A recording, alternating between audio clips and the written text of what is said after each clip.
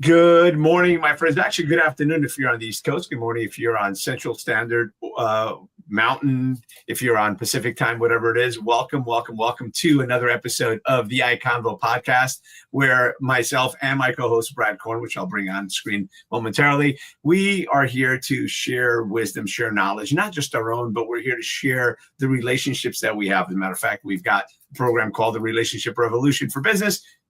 But that's not what we're going to be talking about. But how that ties in here is that we are bringing our friends, the people that we've gotten to know, the people that we interact with, and that we believe are making an impact in the world. Because it's great to do well in life, but it's even better to do good in the world, right?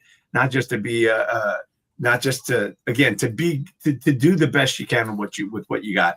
And the iCONVO podcast is about that. It's about interviewing and bringing people to you that maybe you wouldn't ordinarily be able to get a hold of or talk to, and just peek into their minds a little bit, because it's people that are not just doing good in life, but they're also doing good in the world by sharing their knowledge, their wisdom, their skills, their talents, and a bit of their heart, right?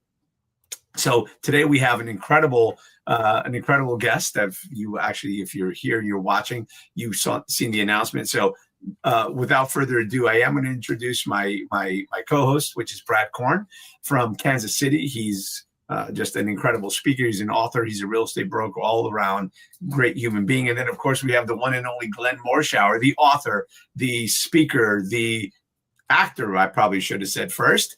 And he's a teacher. He's always teaching people. He's a humanitarian, and he's an all-around incredible human being. Both of these guys are incredible human beings. I'm honored to be with both of them and be able to call both of them friends. So without further ado, there they are. That's the one and only Brad Korn and Glenn Morshower. And Glenn looking spiffy today. Morning, Glenn. Well, Tony, I thought that I would try the interview with hair today. I haven't had hair, I haven't had hair in over 30 years. And 3 years ago, I was doing a TV series called Manhunt as President Andrew Johnson, who took over the office of the presidency when Abraham Lincoln was assassinated. And every so often, I just break out Andrew's hair and put it on to travel down memory lane. There it is. Look how good that hair looks. I mean, it looks awful, but it looks at least like it's mine. It does. They sent me the wig when we were done filming. Of course, Andrew Johnson sounded like this, so it's quite a bit different.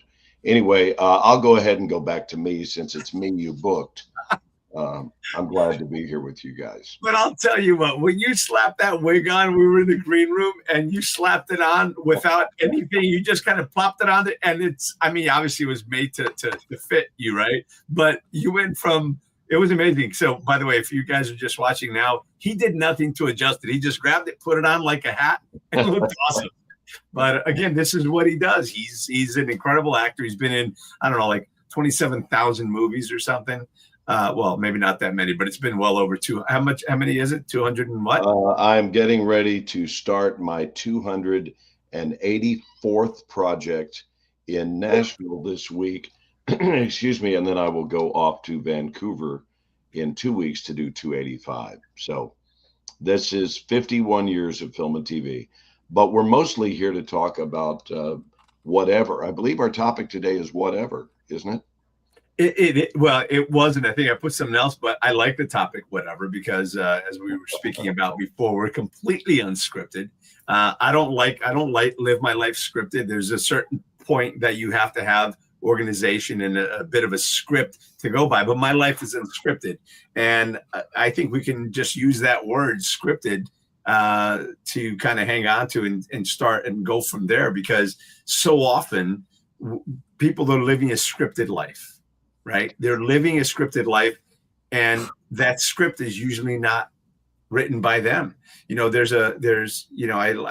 often said, and it's not my line, I think maybe it was Socrates, right, Brad, that famously said, and by the way, I think the whole thing of Socrates, I think we got from you, Glenn. We were trying to figure out whose quote it was. We're like, we're just going to say it was Socrates. So the reality of it is that so many people are not living their life. They're living someone else's. They're not living their life by choice. They're living it by chance or they're living somebody else's dream. They're letting, while we're all supposed to be, and here's the quote, when writing the story of your life, don't let anyone else hold the pen, right? And so often we do that. So we're not living our life. We're not living out our dreams. We're living out other people's expectations, other people's hopes and desires. They're not really ours. And that's why so many people are unhappy. And men, well, it's men and women, but there's a lot to be said for that. We're always trying to make someone else happy. And we forget that the first person we need to make happy is the person that's looking back at you in the mirror. So we'll start with that. Well, and I think of all people, what I've learned from Glenn, just how, dude, your perspective on life and everything. I mean, even who you are, you could be a total jerk off asshole. Where you are, you've been in. That was the rated R version of section of this show. We're going to try to keep that to a minimum.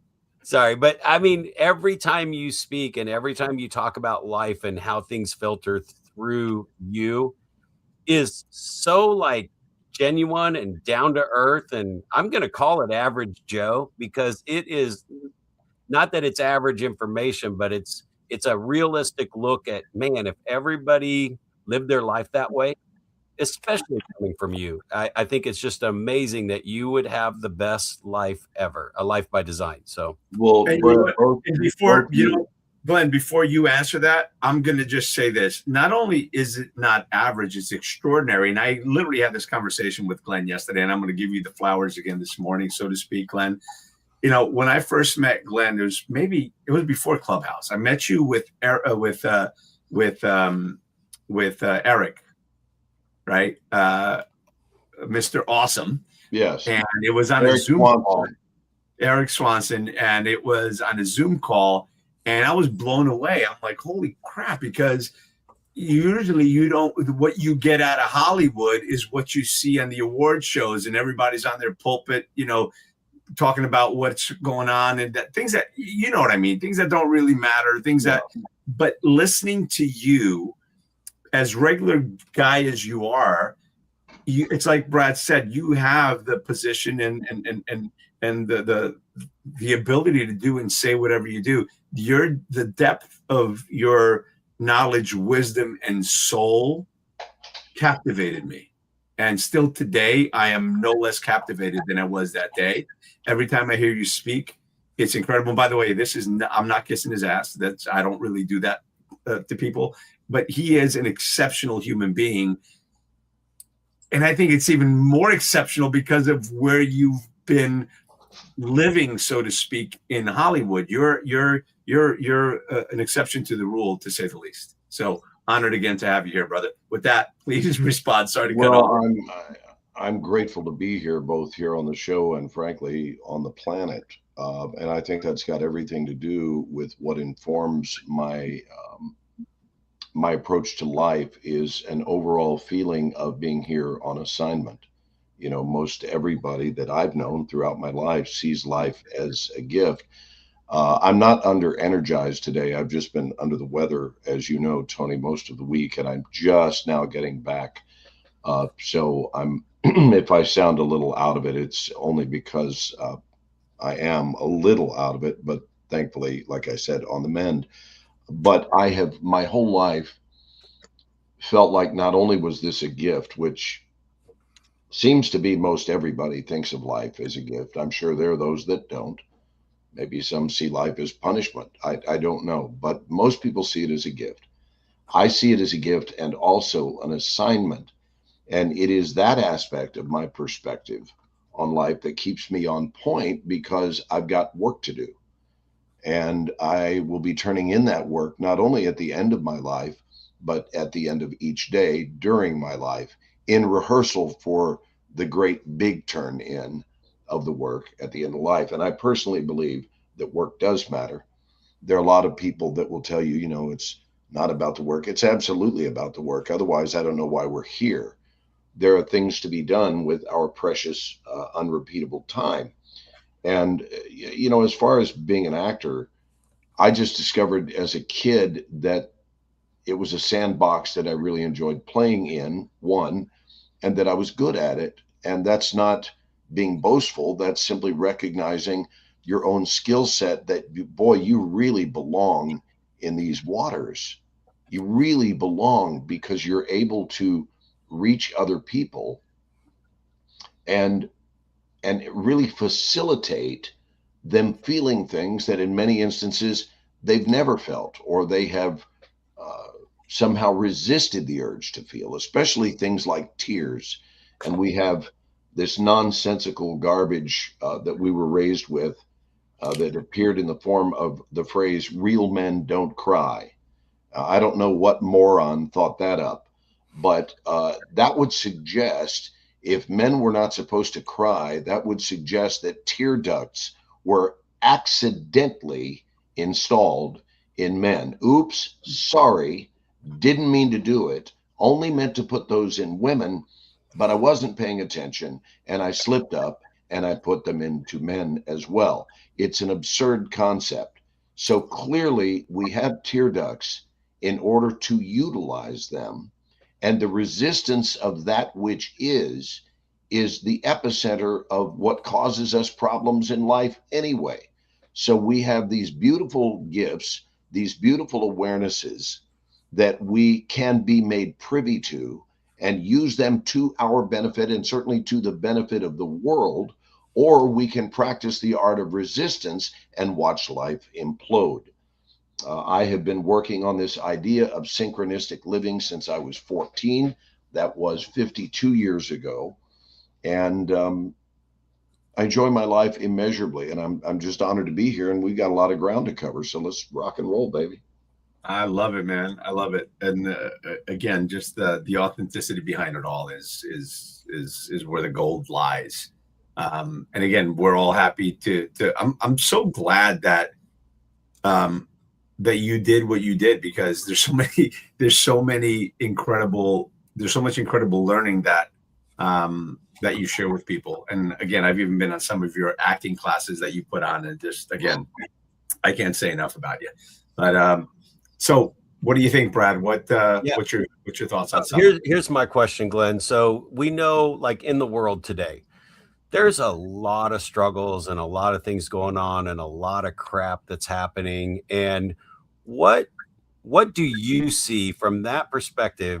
Like, what's the best advice you could give the person that's caught up in the worldly things, to even get them just to have a glimpse of maybe changing direction or having a wake up? Is there anything, am I asking the right question? Like, is there something that comes to you when you meet somebody that's stuck in that, and that you might say or do to kind of get them to maybe wake up a little bit? Yeah, well, I would say quit feeling the need to choose a team, right? Quit feeling the need to choose the team. And instead of discovering what the team's about, it gives you a chance to discover what you're about, what and why you were uniquely designed as you. We are in a time of extreme division, not one I care for, and I certainly did not come on here to talk about politics. I'm talking about just division versus, it's even a joke right now that we call ourselves the United States of America. I mean, how dare we? If we stop and remember that that is what we're called, then here's a cutting edge concept. Why don't we get back to living as the United States, not the divided states of America? Division causes problems. We were taught thousands and thousands of years ago that a house divided is in trouble, right? So a person divided is in trouble. And I believe that when we seek unity instead of the need to be right, I mean, how do you feel? Is a great thing to say to somebody. How do you feel? To consider that perhaps there are perspectives other than your own. What a cutting edge concept, that there might be something other than what you done thunk up all by yourself. And that if you would just listen, then you could see that maybe there's some validity, but it can't be heard if you take sides. If you take sides, then anything that might otherwise be valid, it is invalidated because it came from, quote, the other side. Well, what if there is no other side? What if there's just valid opinions from any possible direction, that you could learn anything 360 degrees, or must you choose what team you're on, and anything that isn't the language of that team is made wrong by you? And I feel that way about both sides. I want to be real clear. I don't feel that way about one side. I feel that way about sides in general. I chose to leave Dallas. I'm in Dallas now all these years later, but I left Dallas. I grew up here, born and raised right in the heart of the city, moved when I was 18, and I moved to California to explore my own capacity in the world. And I had other jobs offered to me, including my own stepfather's company, who by the time I was in my mid-20s wanted to see if I would be interested in coming back to Dallas and running a major corporation, and having all sorts of money and opportunity with a far more secure lifestyle. And I give it that due pause there, a secure lifestyle. And that's not what I was after. I was saying yes to what I believed. And I also, this is important, and you both heard me say this in meetings, but and I say it on stage all the time, when I went to Los Angeles at age 18, I remember so many of my friends that sounded like this here in Texas saying, man, Brother Glenn, I think it's great that so you're going out to Hollywood, right? You're going out there to pursue a career. And I said, no, I'm actually going there to have one. And I wasn't arrogant. I wasn't cocky. I was just very clear that that's what I was going to be doing. Is I was not going to LA to pursue something. To pursue suggests that something is evading you. That's why they call it a police pursuit, that something's going to be running from you. And I got news for everybody here, and it's very good news. Your dreams are not running from you. You do not need to pursue them. You can claim them, which is a much better plan and will produce immediate results, instead of thinking that your future and everything lies outside of you. Your answers lie outside of you, which creates this dreadful condition of always chasing, always chasing. You know, we're not called human chasings. We're human beings. So this idea of being in what you believe to be important to you without running it through everybody else's validation. Well, let's check and see, do the parents approve? Do the clergy approve? I want to make sure I've got everybody's approval before I make a decision. And we kind of wimp out on what our yearnings are. Let me circle back real quickly before we move to wherever we're headed, and just say that there was a survey years ago that got my attention, really got my attention. And it was 100 hospice patients who were asked what their 5 biggest regrets were. And honestly, the only one that matters is number 1, because 97% of them shared the same number 1. How do you ignore math like that? That's insightful. Now, granted, it wasn't worded exactly the same in each instance, but here's what 97% of people who were facing imminent death, like life as we know it in our bodies, is getting ready to end now. And so what was the question, or what was their number 1 out of top 5 regrets? And what they said is they regretted that they had spent the vast majority of their life devoted to being what they thought somebody else wanted them to be. And now it's too late to do anything about it. Well, it is. There is such a time as too late, meaning if you've got a week left, you're not going to go out and start running across fields and jumping over fences and living your life all over again, right? You've got a handful of days or weeks, and then you go to the great beyond. But the time for awareness is now, so that you can implement what you discover to be true for you.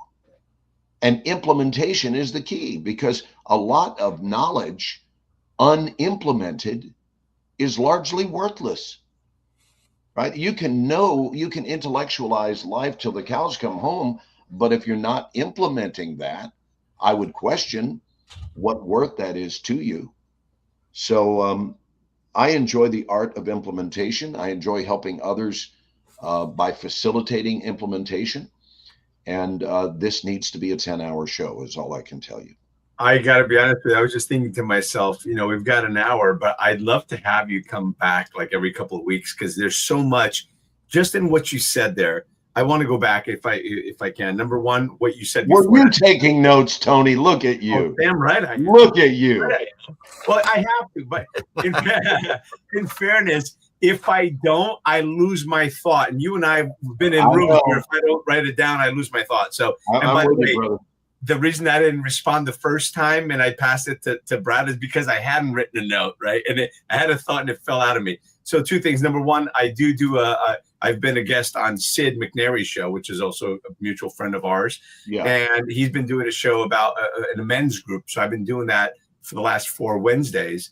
And one of the things we're talking about is quite literally the tears and, how, man up and, they want you to be emotional. But if you are, then, man up and, all of this nonsense that real men don't cry and all of that, all of this stuff. Right. So I think that it's important for us to have, and I do not like this term, but I'm going to say it for the general understanding. For education's sake.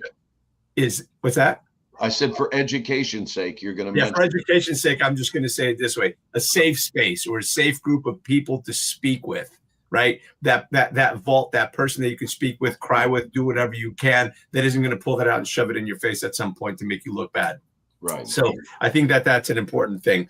The other thing is you were talking about happiness and happiness is an inside job and you have to be happy with yourself.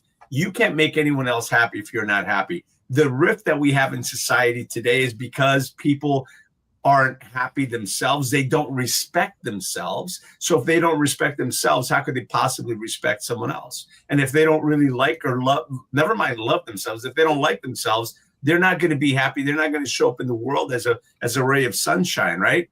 Most of them show up like a skid mark more than anything else. Right?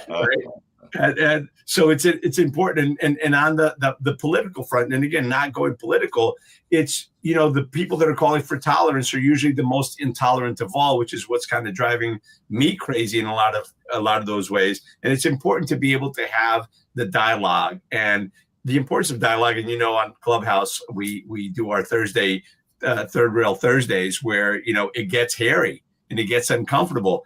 Yet it's about having the uncomfortable conversations. And I think it's important for people to have them because that's how we get to know and understand each other, by understanding the perspective. I understand you feel that way. Can you explain why? So I can at least take a peek into what you're doing. So I think that's an important part. And I'm going to kind of, I don't want to take all the time. So I'm going to say this. I appreciate what you said.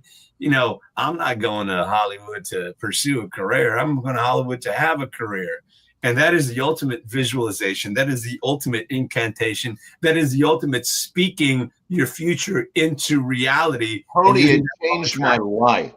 Yeah. And I love it. That's my life. I was never in LA with the mind of someone who was there to pursue. I've asked you guys this before, but when is the last time you picked up the phone on a Friday, called a friend and said, hey, I'm available tomorrow night. Would you like to pursue dinner? I do that. I do that because I'm a hunter. So sometimes we do go pursue dinner. Bad. The point is that example really explains people don't use that language when they actually expect to have something. They use that language when they don't expect to get it. Yeah, think about it. Like in the United States, life, liberty, and the pursuit of happiness. I was just going to go there with that exact quote. Yeah, I think it's absolutely, yeah.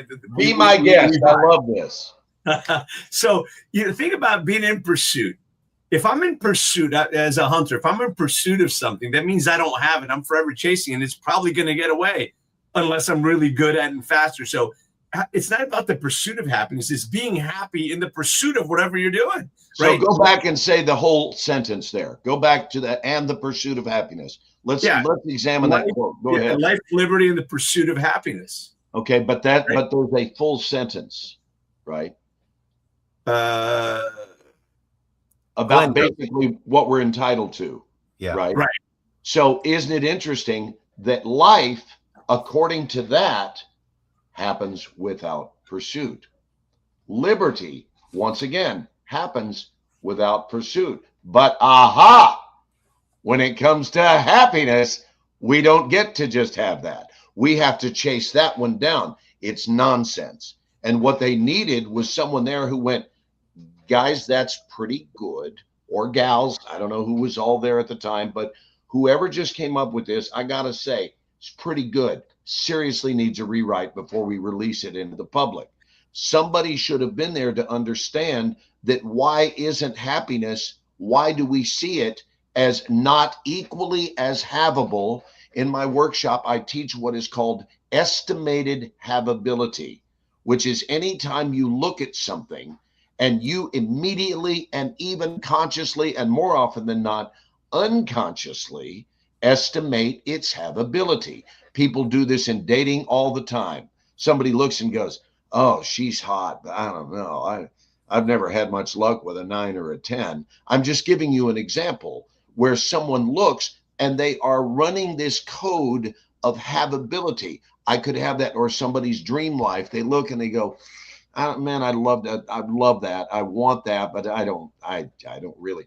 And what's expressing itself in that moment is their estimated havability. And the problem is that your estimated havability is running the show. Brad, in your world, there are people who estimate how many houses they could or could not sell within a year. And that programming is already in place before they start selling. And the reason they don't hit those bigger marks is they truly don't estimate it to be havable.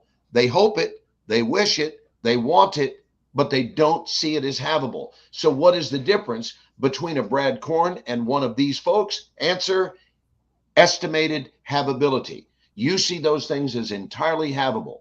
I see having an acting career as entirely havable, not merely something I wanted, something that I esteemed to be havable. So much so that I jumped in my 1974 Cherry Red Vega, a car that never got anybody laid. I want to be real clear on that. And I drove that car to the West Coast when I was 18 because of my fervent belief in a career, being an actor, to be havable. Changes everything. I gotta jump in on 2 real world experiences that really touch on what you just said. Please Glenn. do. And can someone put in GlennMorshower.com? I see you guys are .coms and all this. Can someone put GlennMorshower.com? I would have done it before the show. I didn't know you guys had that up there. So here's what's funny in my real estate world. When I moved to the level where people wanted me to help them with their business because I had success in it.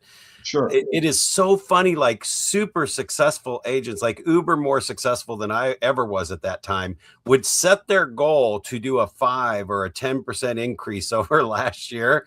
And I was sitting there going, well, what about 100% increase? I mean, I did that for 4 years in a row. I just doubled my business every year for 4 years in a row. So that brought me to the comment of who you surround yourself that's having the conversations where they're in pursuit of stuff versus they're making it happen makes a difference as well.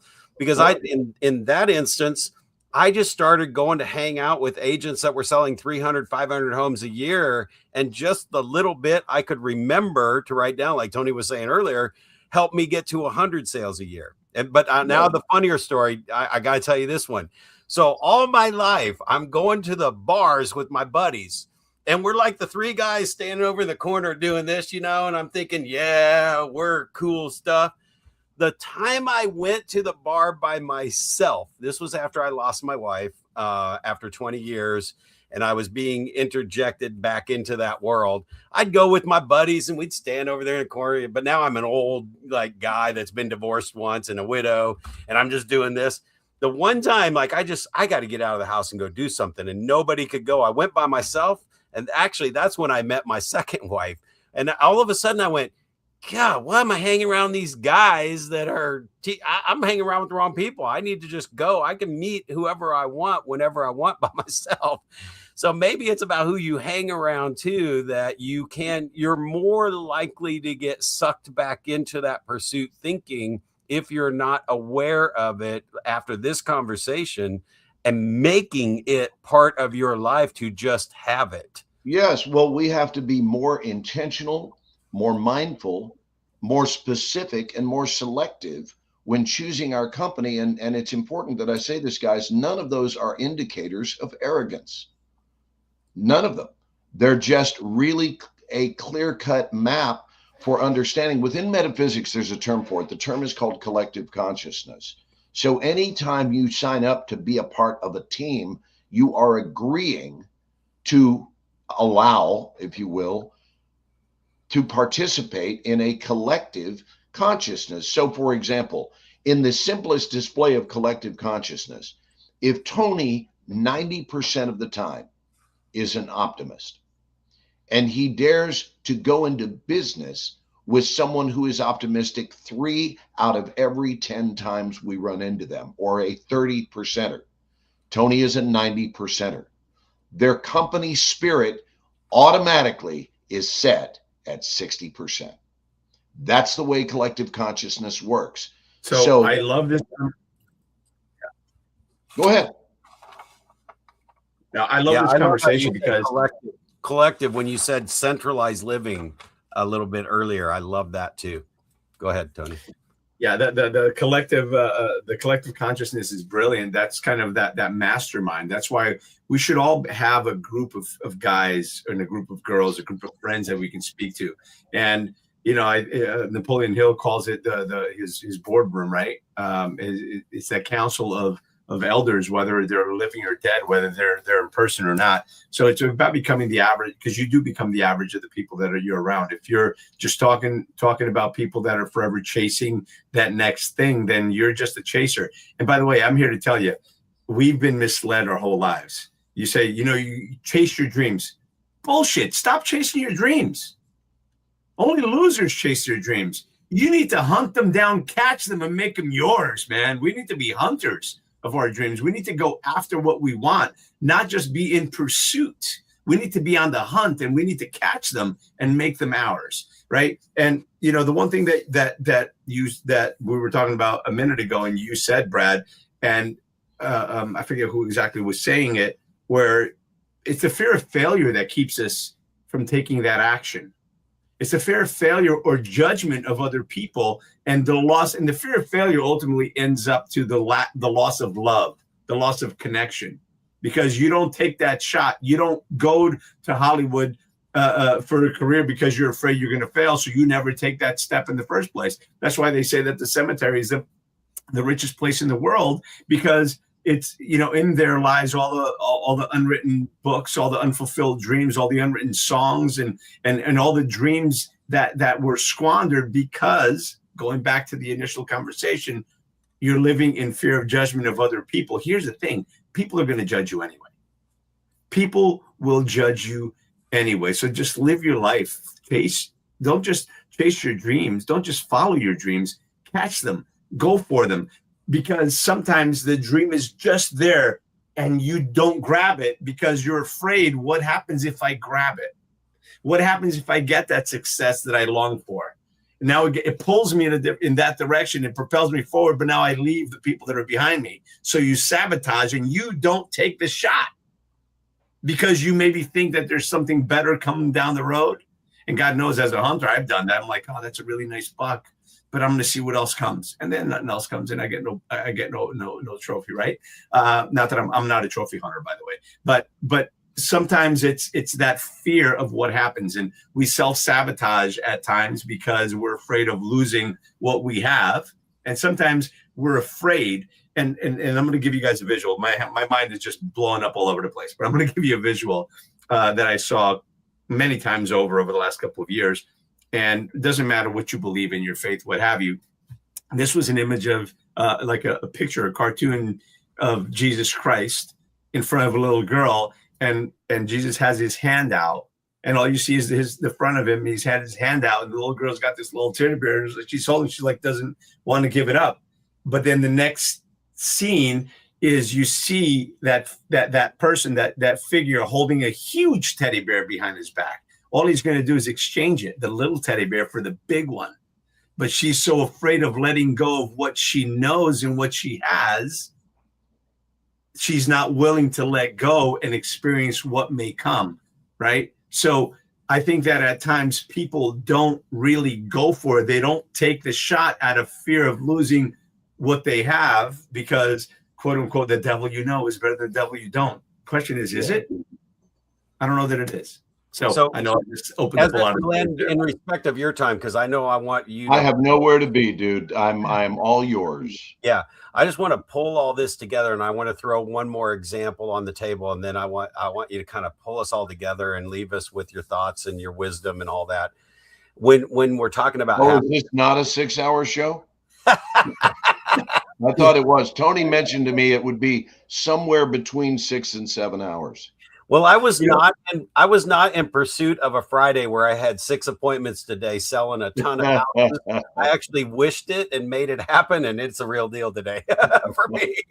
But no, really, like when you talk about happiness, I look at me as a perfect example. And you've heard me say that, you and Tony have both heard me say this when we're on our calls together and talk all the time, that I love my life. There's a couple things I say. I love my life.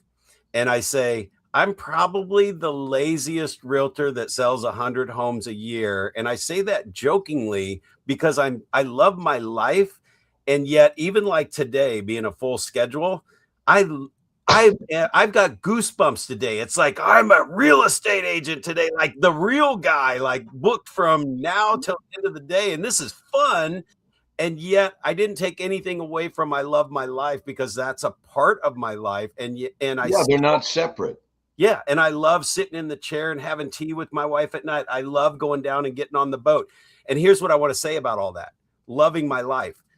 Dude, seriously, I have friends that have major yachts and islands and Caribbean waters and all this stuff out back. I have friends here in my neighborhood that have the most gorgeous lake view and this 10,000 square foot home. We live in a second tier home that's 3,000 square feet. I have a used pontoon that in my perception is nicer than the $100,000 pontoon that some of my neighbors have. And it's all this perspective stuff. I live in a lake where we have a yacht club right across the street. So we can go to the yacht club, but I call it the not yacht club because we don't really have yachts on our lake. And yet when I explain this, it's like, I can't ever imagine leaving this world. Like, I love my life so much. This is where I'm going to be. Yet, you know, something's going to come along and we might be somewhere else later, but it's not because I'm leaving something I hate. It's because I'm loving life and things are opening up to love it more and enjoy life. Well, you recognize yourself to be at choice at any time. And should something come along that strikes your fancy that you would like to explore, then you'll either do it or you won't.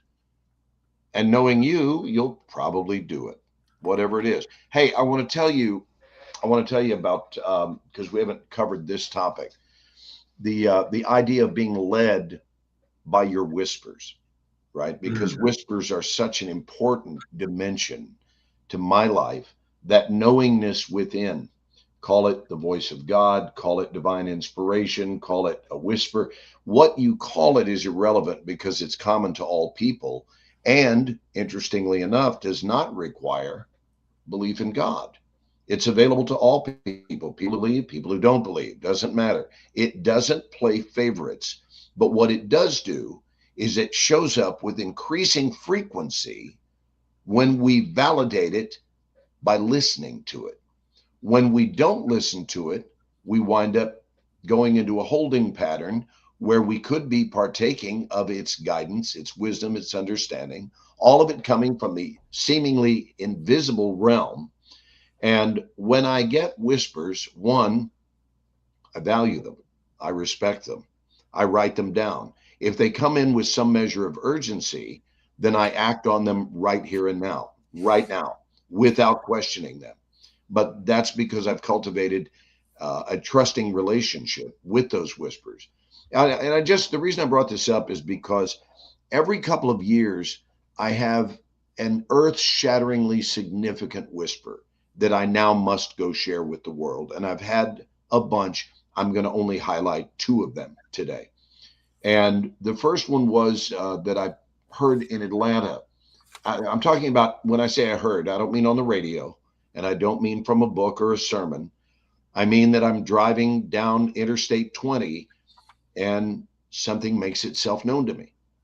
And the frequency with which these things occur are directly proportionate to our level of receptivity.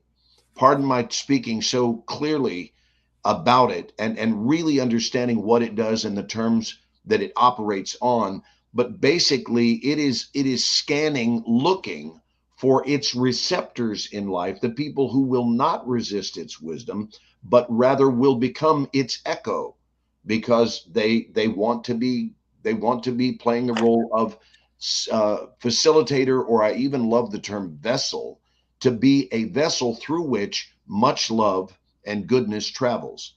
I am a vessel through whom much love and goodness travels. That would also include many other things like wisdom, to be a vessel through which wisdom travels. So the whisper 3 years ago came in this form, and Carolyn was in the car. That's my wife. And I asked her to write it down because I was behind the wheel. And the whisper was this: I live today in such a way that tomorrow I'm proud of my yesterday. I'll say it again in case anybody wants to write that down. It will change your life, guaranteed.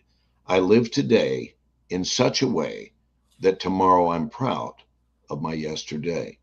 The fact that it rhymes is beautiful, but what it does is it creates a very purposeful relationship between this moment and the moment we wish to be in tomorrow when we wake up.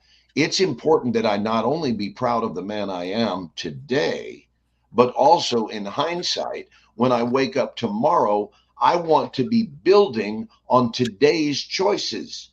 I want to do that. I don't want to wake up and start tomorrow by undoing yesterday's mess when I didn't have to create a mess in the first place.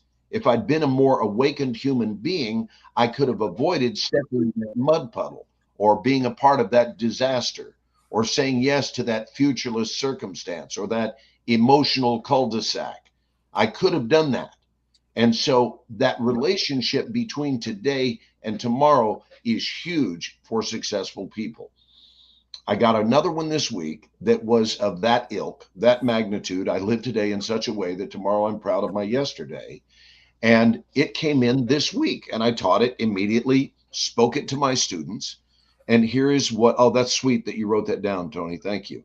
So here was the whisper that came in this week, and I will be taking this to many stages over the next several years. And that whisper said this: it wanted me to know that this was essentially the secret to life. What? That's mighty big there, kid. You're going to advertise something as the secret to life. Well, I mean it. And so here is what it wanted to know, to make me know. Respond more than you react. And when you do so in a manner that is disproportionately better than whatever was done to you. I'll say it again. Respond more than you react. And when you do so in a manner that is disproportionately better than whatever was done to you. What occurs to me is, if, and I understand it's hypothetical only, it's only hypothetical, that if the world were to listen to that wisdom and abide by it, it would mark the end of division on the planet. There cannot be any division if that is the common spirit that unites us. If everybody decided to respond rather than react, and when you respond, do so in a way that is better than what people are coming at you with. Now, here's the deal. There is an amendment to this, which is you don't want to stay in a lopsided circumstance. So if someone is continually doling out lesser than vibes, if you will, and inviting you to play ball in the mud, a sane and healthy person will get out of that very quickly. But the idea is not to get ugly about it, not to make a scene, not to wage war, not to have a fight. not to get loud and slam doors, but to simply return their investment of nonsense, return love instead, be considerate when you do it, and then the minute you identify it to be a pattern, then walk away and spend your love where it's better received. But do so without conflict, without it creating a problem for you. I'm here to play ball in love lane. And if that's not your deal, I wish you the best with your life. But I tell you what I'm not going to do. I'm not going to get entangled with it. I've been there, done that, got the t-shirt. It is interesting for an actor to say, I don't do drama. The irony of that statement, but it's the truth. I don't do drama and I don't do chaos. I am a big time advocate for peace, that there would be peace.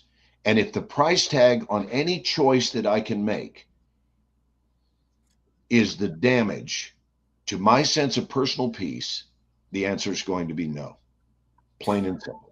By the way, Glenn, if you can just finish that off, because I'm writing it in the chat. It says, respond more than you react. And when you do, and when you do so in a way, do so in a manner that is disproportionately better than whatever was done to you. That's what I need, whatever. So as you're doing that, Tony, and then you can pull us together and yeah, please. Are you guys, is this give you a chance to talk privately and then you give me the full screen? Yeah.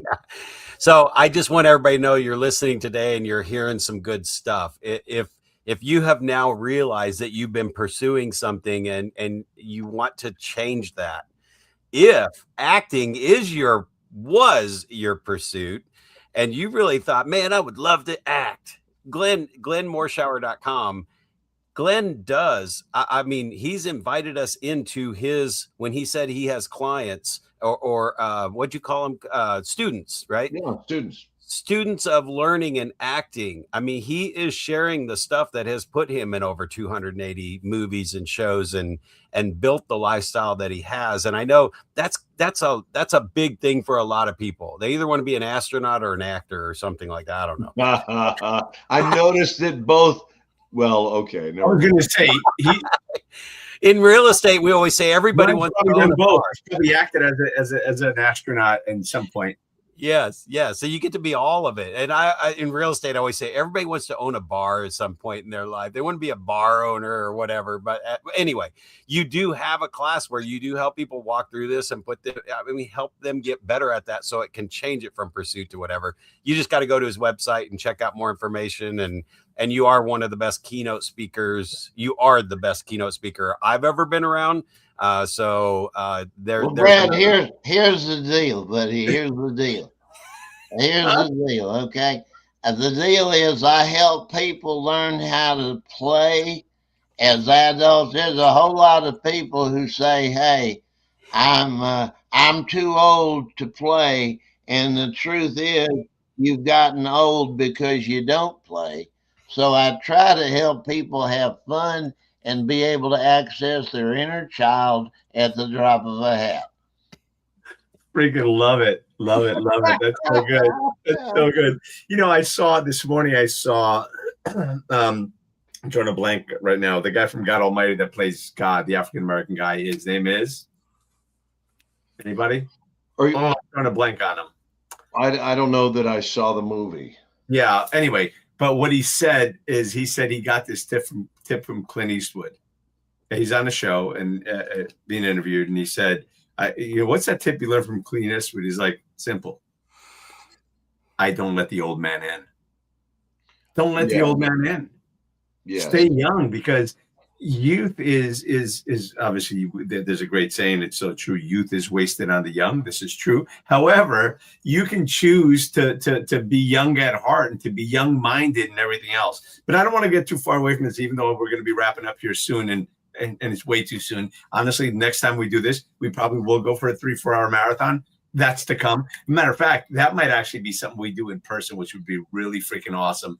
You know, Glenn and I were talking about that yesterday. Just imagine having a meetup where we're in a nice restaurant with like a little stage just to be above the crowd so people can watch, and just have this exchange for 3, 4, 5, 6 hours, just talking about life and sharing knowledge and wisdom and everything else. So that might be coming down the road, but I don't want to walk away from the whispers that fast. Glenn, by the way, I will tell you, like, a lot of times when you're talking to older people, they're like, I still feel like I'm 30, 35, and I always chime in and I say, I got stuck at 12.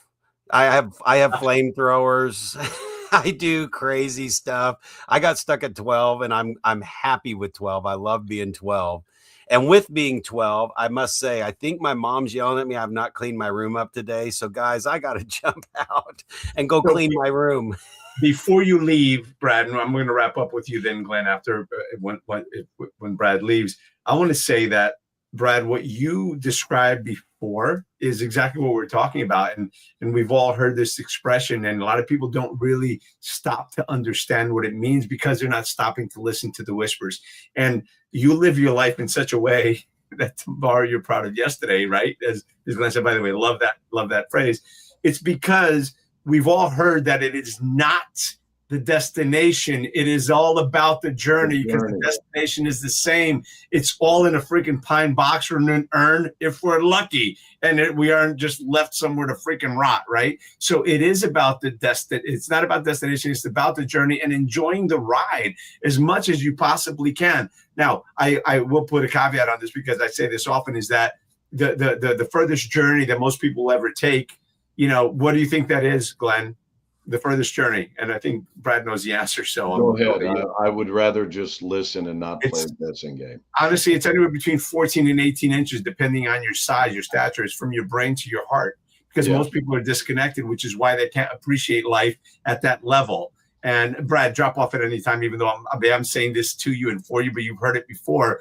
The reality, but I know you've got to go. The reality is we're disconnected. And what I tell people is, on that journey of life, there is a destination that you could and should make that will make life easier and better to appreciate and love. Is that destination is to your heart, reconnecting, making that connection, travel those 16 or 14 inches and reconnect your heart, because it makes life worth living that much more and appreciate it that much more. So you're talking about mind-heart coherence. Yeah.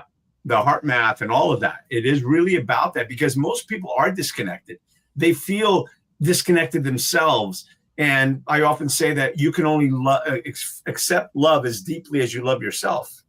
So if you only love yourself this much, and you need to feel love to hear, but if you only love yourself this much, it doesn't matter how much love I pour into you. Your cup is only this shallow, right? And you can't get to it. That's why people don't satiate oftentimes in relationships. Not that the other person isn't loving on you, but because you oftentimes don't love yourself enough, or you haven't opened your heart enough to receive that love, right? So anyway, all that to say, it is about the journey, not the destination. You mentioned you've got another destination, Brad. So whenever you're ready, brother. Tony, you mentioned satiate. My wife asked me to use that in a sentence. I said, okay. I dated this big girl in high school, and let's satiate 10 ribs. By the way, it just occurred to me that the person whose name I think you were after was Morgan Freeman. Yes. 100%. Yeah. So they did, if you remember, they did the bucket list together. Yeah. And, oh my God. Which is so good, a wonderful whip. But yes, never let the old man in. Just all great stuff. Brad, I know you got to go. I see it. Yep. I see your ass cheeks sliding, trying to get moving off that chair. Well, I'm going to send you something, Glenn. So we were talking about love and life and all that stuff. And actually, here's what's crazy too. Everything on my computer is frozen except this screen. There's some juice in here that has kept this going. Like, everything is frozen. Like, I have to reboot right now. I'm surprised it shut down. But I'm going to send you a clip. And Tony, I don't know if you saw it yet. Talk about living life and just enjoying the ride. I actually created a video. Tony and I were talking about how we're both ADHD and we're like doing everything, and we can't keep track of nothing that we're doing because we're just ass on fire. I'm part of that same tribe. I'm going to send you a video. It's me and Tony in a short bus, and we both have steering wheels, and there's people in the back, and they're all laughing, and we're like hitting curbs and going through stuff. Have you seen it yet, Tony? I haven't. I know you sent it to me this morning, but we've been on so many calls I haven't seen it. But yeah, I look forward when to you it. get around Tony and I, you're gonna go for a ride, and you just add to it, buddy. All right, I'm gonna head out. Miss you All right, already. see you, brother. Hey, Brad, I love you, buddy. I'm going to go back to the way this interview started. It's good to see you. I hope you have a big, profitable day, brother. Thank you. I will. See you, Brad. Anyway, this is great, and I do want to. I'm not looking for a commitment for you to be here with us once a month, but I'd be happy as heck to do that because. And again, for those who this is their first experience meeting the real Glenn Morshower, man, and if you enjoyed this interview, share it. Number one, follow Glenn, and we've only just scratched the surface of we haven't even touched the skin yet. Glenn is so freaking deep, and we can go and we do jive so well, probably because of the ADD and ADHD that you and I and Brad have. Yet we jive so well, and there's so much wisdom and knowledge that Glenn Morshower shares, and I'd love nothing more than to have you as a semi-regular or as regular. Tony, I gladly accept your invitation to come back anytime. You, my brother, are a fellow giver. I'm not a fan of takers. You are a giver. I am a giver. Brad is a giver. And, you used a word just a couple of minutes ago. You used the word disconnected, and it's an accurate statement. And I want to tell you, we were talking about mind heart, right? That we're disconnected. I would like to carry that a little bit further and say it didn't start that way. We started connected. Therefore, dis is the correct word choice, because to say someone is unconnected, that means they never were. Right. Disconnected means once upon a time there was connection that has been separated, and it's true. But I do not believe personally that we were disconnected at all in the beginning. We were actually undisturbed and laying there in the hospital as pure potentiality, but connected potentiality. There is no such thing as a baby that doubts itself. They don't exist, right? So doubt is something we acquire, and separation is something we acquire because we are being raised by people who have allowed themselves to become disconnected. So disconnection is something that we learn, and it becomes an illusion as though it's part of our DNA. It's not part of our DNA. Disconnection is learned behavior. Here's the good news. The good news, we can unlearn that. Right. We can absolutely unlearn that and get back to connection, and then walk in unity with one another and in unity with ourselves, where there is that mind-heart coherence. And it's a beautiful thing. So just thank you for using the accurate term disconnected. Yeah, it's so true. Look, and the reality is growing up is learning and then unlearning what you learned so you can learn it again, because often we've learned from people that didn't know what they were teaching us, but they only gave us what they could because they didn't have anything else. They didn't know any better. And man, I wish I didn't have an appointment that I've got to run off to. It's all right, buddy. Hey, we did it in under an hour. Look at us. Yeah, but before we go, I do want to say that, the disc, when we're talking about our heart and connection and everything else, remember, we actually have 3 brains. I know this sounds a little crazy, but the first brain is our stomach, because that's the first thing that aside right after the spinal cord and everything else, when there's that spark, our stomach starts to go right away. That's why when you have that intuition, you have that gut feeling, pay attention, because there's something there. The next brain that we have is our heart. Our heart is the thing that forms second, right? And there's life. That's a sign of life. But our heart has this intelligence in it, so much so that it beats 107,000 times a day without you telling it to. But it was doing that before the brain was created. One of the last things to develop is the human brain.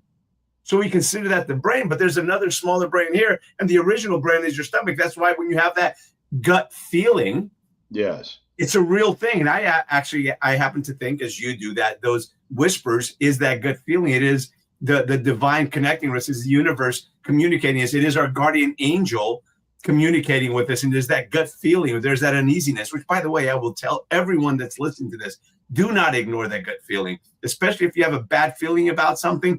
pause. If you don't stop and turn around, at the very least, pause and give it some thought. I love the term God standing for, this is just an acronym that I've it's been whispered to me, but guiding our direction. Ooh. And that's what whispers are. What a great acronym for God guiding our direction. So you either pay attention to that guidance or you don't. And when you do, it changes everything, and always for the better. Always. Love it. I love it. Well, listen. You know to end on, Tone. I absolutely hate to end this call right now. You have no idea. I so would like to go for another hour or two. We'll do it again in a couple of weeks when I get back from these next two projects. Yeah. So with that said, Glenn, I'm honored to have you here. I'm honored. Always, whenever, it's a blessing every time we speak, because I always learn something. We connect.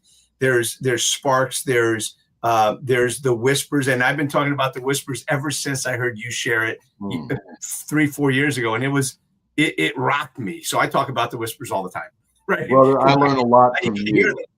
That's a two-way street. It's a two-way street. I learn a lot from you, and you have been a kind provider of insight and ethics and all sorts of good things that you add to the world. And that's why, even though the COVID thing subsided, our friendship has lasted beyond Clubhouse days, in or out of Clubhouse, and we still meet both in and out. So it's a wonderful thing. Go to your appointment. We'll do this again in a few weeks. Thank you for having me as your guest. And I am looking forward to breaking bread with you in person, because believe it or not, Glenn and I haven't met in person. Brad actually got to meet him like 2-3 weeks ago, but we haven't met in person. Anyway, Glenn, thank you again. Appreciate you. Welcome. Check out GlennMorshower.com. Sign up, log in, follow him. His movies and shows, all amazing. And if you want to just check out an incredible acting class, dude, he's got a great one, which, by the way, you and I have to talk about that already, because I've been playing around with a little bit of that. But conversation Monday and Tuesday every week, baby. Monday and Tuesday. All right. Appreciate you guys. And I used to end all my calls this way, so I'm going to end all my podcasts this way, so I'm going to end it again this way, is that we all fall. Most people just get up and go. Every day they get up and go, and they have that mundane thing. That's why they often say, and I'm going to take longer than I should. They often say that, they often say that so many people die at 25, only get buried at 75, and say they lived 50 years, but they didn't. They lived the same 50 years, the same year 50 times, because they didn't grow beyond the limitations. Why? Because they fall. Instead of getting up and growing, they just get up and go. They get up and go, which at times it's fine. Just survival is fine. But we're not just here to survive. We're here to thrive. So what we need to do is we need to get up and grow. We all fall, but most people don't learn and grow from their mistakes. So I'm here to tell you that it's okay, because every time you fall, you have the opportunity to learn. Every time you get up, you have the opportunity to grow. My friends, get up and grow. Grow we shall, grow we must. So get up and grow, my friends. Keep learning, keep growing. Appreciate you, brother. And I will see you on the other side. Just hang out here for a second in the green room. All right. Bye, everybody. Thanks for watching. Share this video. Follow Glenn. You won't regret it. Ciao for now.